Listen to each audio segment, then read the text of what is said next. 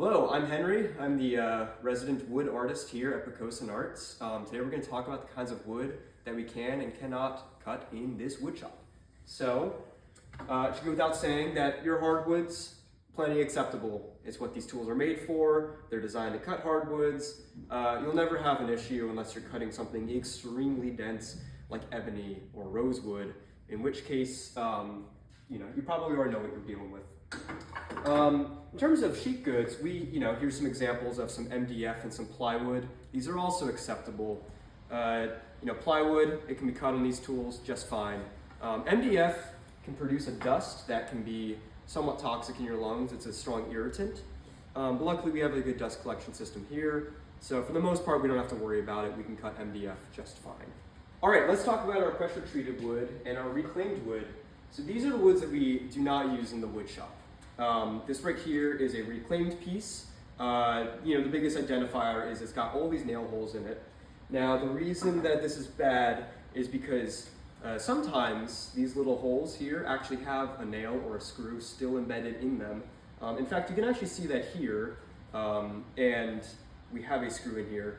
That can damage our tools, it can dull our blades, and in the case of the saw stop on our table saw, that can set off the saw stop, which is never fun.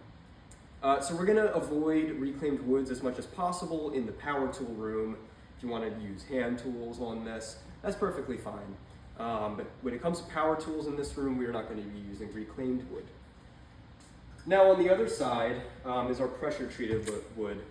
So pressure treated lumber, such as this soft, perhaps pine or perhaps fir, is treated with a chemical that is designed to prevent mold and pests and water damage on the wood. But the thing is that chemical can linger in the atmosphere and linger on our tools and provide damage, perhaps dulling our tools or even corroding them and provoking rust. Likewise, this dust is really bad for our health. It is a carcinogen. When it enters your lungs, it's much stronger and more potent than other sawdusts, even the MDF dust. So for that reason, we don't use pressure treated lumber in this shop at all. However, if you do want to use it for, building something outdoors, fence posts, perhaps a playground, or maybe you're just outfitting your deck, we can always use our own tools outside with dust mask. That is the best way to do this. It's still, of course you can still buy this stuff. It's not that dangerous. But we're gonna keep it out of the shop just for everyone's safety, especially your own, and for the maintenance and well-being of our tools.